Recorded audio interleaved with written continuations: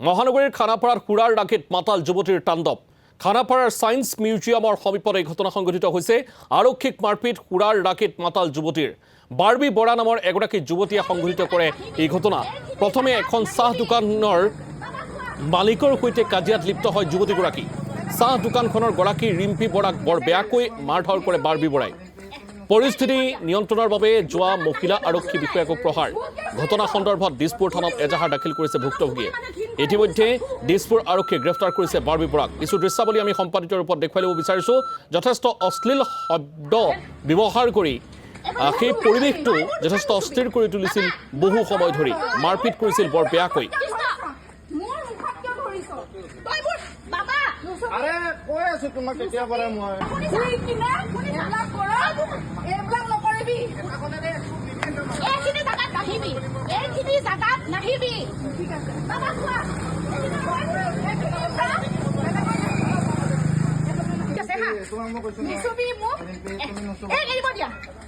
দোকানত নাহিবি বুলি কৈছো নে নাই? মোক কিয় কৈ আছ? তোৰ নিচিনা মানুহক চুবলৈ মানুহে ঘিণ কৰে, বুজিছ?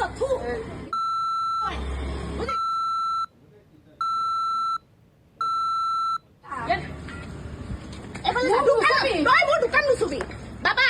মোৰ মুখত কিয় ধৰিছ? তই মোৰ বাবা। আৰে কৈ আছো তোমাক কেতিয়া পাৰে মই এইবিলাক নকৰিবি। এইখিনি জাগাত নাহিবি, এইখিনি জাগাত নাহিবি। বাবা চোৱা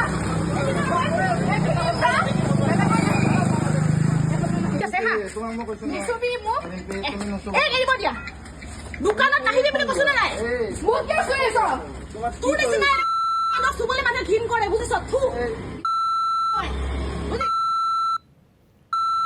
আৰু এই মুহূৰ্তত আমি এই সন্দৰ্ভত বিতং তথ্য জানিব বিচাৰিম। জ্যেষ্ঠ সাংবাদিক মিতালী কোঁৱৰ আমাৰ সৈতে আছে। মিতালী কোঁৱৰ, ইতিমধ্যে আমি দৃশ্যাৱলী দেখুৱাইছোঁ আৰু সমান্তৰালভাৱে গুৱাহাটী মহানগৰীত যে এনেধৰণৰ ঘটনা নিশাহলীৰ বৃদ্ধি পাই আছে তাৰো আমি খবৰ জনাইছোঁ।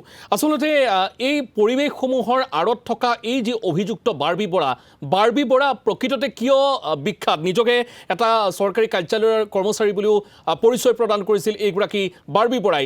আৰু এই ঘটনাটোৰ সূত্ৰপাত কিয় আৰম্ভ হ'ল, সমগ্ৰ বিষয় সন্দৰ্ভত বিতং তথ্য আপোনাৰ পৰা জানিব বিচাৰিছোঁ। মিতালী কোঁৱৰ। হয় সমীৰণ, এটা কথা ক'ব লাগিব যে নিশা হলে এতিয়া যিমানে আৰক্ষীয়ে নিৰাপত্তা ব্যৱস্থা কঠোৰ কৰি তুলিছে সিমানেই কিন্তু একাংশ কি যুৱক, একাংশ কি যুৱতী এনেধৰণে দেখা পোৱা যায় যে সুৰাৰ ৰাগিত মাতাল হৈ তেওঁলোকে বিভিন্ন প্ৰান্তত কাজিয়াৰ লিপ্ত হয়। আৰু সমান্তৰালকৈ দেখা পোৱা যায় যিসমূহ ব্যৱসায় প্ৰতিষ্ঠান নিশা হলে খোলা থাকে সেই সমূহত আহি তেওঁলোকে প্ৰথমতে কাজিয়াত লিপ্ত হয় আৰু তাৰ পিছতে যিসমূহ বস্তু সেই বস্তুসমূহ ভাঙি লণ্ডভণ্ড কৰে ব্যৱসায় প্ৰতিষ্ঠানসমূহ। আৰু কালিও তেনেকুৱা ধৰণৰ ঘটনা সংঘটিত হৈছে। প্ৰায় 9:45 গৈছে খানাপাৰাৰ ছায়েন্স মিউজিয়ামৰ সমীপত এই ঘটনা সংঘটিত হৈছে। এইগৰাকী বাৰ্বি বৰা, তেওঁ নিজকে এগৰাকী চৰকাৰী চাকৰিয়াল বুলি কৈছে যদিও অস্থায়ীভাৱে তেওঁ আচলতে হস্ততাঁত বস্ত্ৰশিল্প বিভাগত তেওঁ কৰ্মৰত বুলি ইতিমধ্যে উল্লেখ কৰিছে।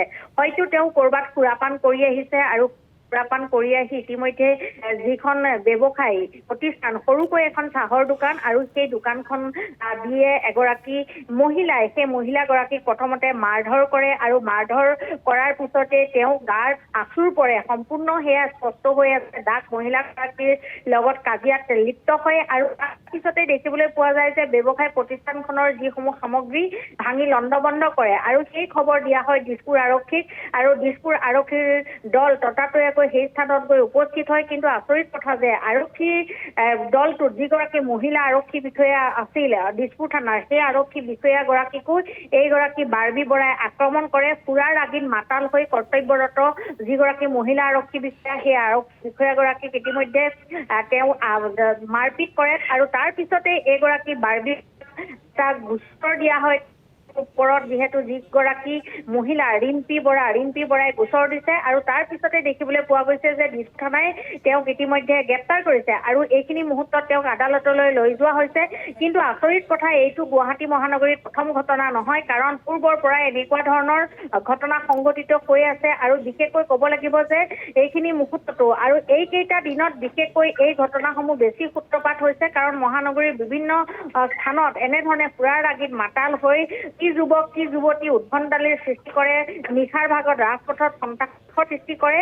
মুঠতে এনেধৰণৰ একাংশ যুৱক যুৱতীক গ্ৰেপ্তাৰ কৰাৰ পিছতো তেওঁলোকে কিন্তু এই দৃশ্যসমূহ দেখাৰ পিছতো দেখিবলৈ পোৱা যায় যে এই ঘটনাসমূহ পুনৰাবৃত্তি হৈ থাকে আৰু এই ঘটনা কালিও পুনৰাবৃত্তি হ'ল আৰু তাৰ পিছতে এইখিনি মুহূৰ্তত যিহেতু আদালতত হাজিৰ কৰিবলৈ তেওঁক লৈ যোৱা হৈছে আৰু তেওঁ যিহেতু নিশাৰ ভাগত কি হৈছিলে এইখিনি মুহূৰ্তত তেওঁৰ মনত নাই, কাৰণ তেওঁ সুৰাৰ ৰাগিত মাতাল হৈ আছিল আৰু মাতাল হৈ থকাৰ বাবে তেওঁ ক'ব নোৱাৰে। কৰ্তব্যৰত আৰক্ষীক যিহেতু তেওঁক আক্ৰমণ কৰিছে আৰু সেই আক্ৰমণ কৰাৰ পিছতে আচলতে তেওঁ যি এই কঠোৰ শাস্তি কঠোৰ হ'ব, কাৰণ এগৰাকী মহিলা ব্যৱসায়ীক তেওঁ আক্ৰমণ কৰাৰ পিছতো আৰক্ষী বিষয়াকো আক্ৰমণ কৰিলে। গতিকে এইসকল যুৱক যুৱতীয়ে এতিয়া গুৱাহাটীত আহি তেওঁলোকে কৰ্মসূত্ৰে বিভিন্ন প্ৰান্তৰ পৰা আহি এনেধৰণে সন্ত্ৰাসৰ সৃষ্টি কৰে আৰু এইগৰাকী বাৰ্বি বৰাৰ ঘৰ লখিমপুৰত বুলি জানিব পৰা গৈছে। গতিকে এইখিনি মুহূৰ্তত আদালতত হাজিৰ কৰা হ'ব। হাজিৰ কৰাৰ পিছতে তেওঁক আৰক্ষীয়ে জিম্মাত ল'ব, পুনৰ সোধা পোছা অব্যাহত ৰাখিব। সমীৰণ। হয়, নিশ্চিতভাৱে এই মুহূৰ্তত আপোনাক ধন্যবাদ জনাইছোঁ। আপুনি বিতং তথ্য জনাইছে। আচলতে ঘটনা প্ৰবাহবোৰ কিয় বৃদ্ধি পাইছে তাৰ সন্দৰ্ভতো আচলতে বৰ্তমান সময়ত খুব আলোচনা কৰাটো দৰকাৰ, কাৰণ এনেধৰণেই যদিহে মহানগৰীখনত নিশাৰ ভাগ হ'লেই এনেধৰণে অস্থিৰ হৈ পৰে তেতিয়াহ'লে নিশ্চিতভাৱে এই সমগ্ৰ বিষয় সন্দৰ্ভত কিছু সজাগতা অনাটো দৰকাৰ।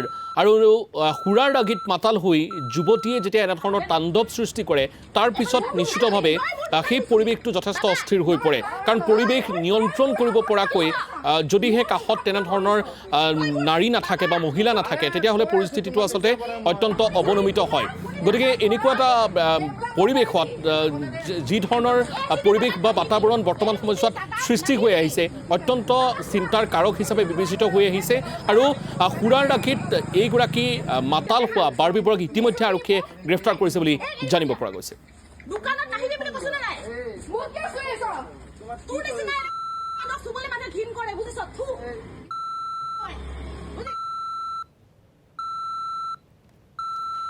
আৰু এই মুহূৰ্তত আমি দৃশ্যাৱলী আমি সম্পূৰ্ণ কৰি দেখুৱাবলৈ যত্ন কৰিম আৰু কেনেধৰণে ঘটনাটো আৰম্ভ হৈছিল সেই পৰিৱেশটো আমি দেখুৱাৰ